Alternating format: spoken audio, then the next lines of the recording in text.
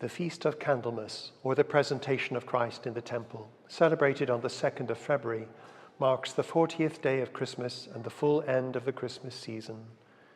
It is also known as the Purification of the Blessed Virgin Mary, a recognition of her time of ritual cleansing after childbirth. It is appropriate that we come for this reflection to the cathedral's Lady Chapel, the Beauchamp Chapel of Our Lady of Pity. William Beauchamp, a local merchant and benefactor of the cathedral, depicted in the stained glass window, had the chapel built around 1330. A later benefactor had the vaulted roof added, with the bosses honoring St. Mary. In more recent times, a painting of the Presentation by the late 18th century artist John Opie has been added as an altarpiece.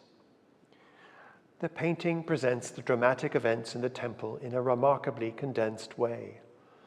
In the foreground, we have Mary and Joseph, who have come to the temple in Jerusalem in obedience to the law of Moses to present their firstborn son and to offer sacrifice in thanksgiving for his birth.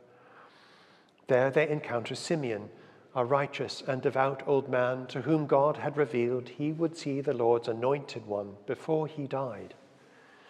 He sees the baby Jesus, takes him in his arms and blesses God, saying the words we sing each day at evensong, the Nunc Dimittis. Lord, now lettest thou thy servant depart in peace according to thy word. For mine eyes have seen thy salvation, which thou hast prepared before the face of all people, a light to lighten the Gentiles and to be the glory of thy people Israel. Here in the painting, Simeon holds up Jesus as an offering to God, his eyes looking up as if seeing visions of God's promised future. Mine eyes have seen thy salvation. In the background, we also see Anna, the elderly widow who came daily to the temple and who confirms Simeon's insight. Although you would expect this revelation of Jesus as Messiah come to the Lord's temple to be an occasion of joy and triumph, the painting and the feast are suffused with a sense of foreboding. The gaze of the infant Christ is also heavenward, full of serious apprehension. Jesus is naked, as he would also be at the end of his life on the cross.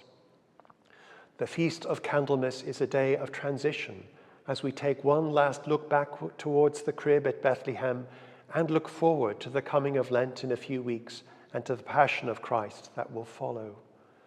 At the end of the liturgy of Candlemas, we will come to the cathedral's cross of the Passion on the high altar, saying together, "Here we turn from Christ's birth to his passion. Help us, for whom Lent is near, to enter deeply into the Easter mystery." And here in the chapel, we see the same juxtaposition. If we look up from the Opie painting of the Presentation, we see a medieval boss of the Pietà, of Mary mourning with the dead body of her son just taken down from the cross on her lap, the image known in English as Our Lady of Pity.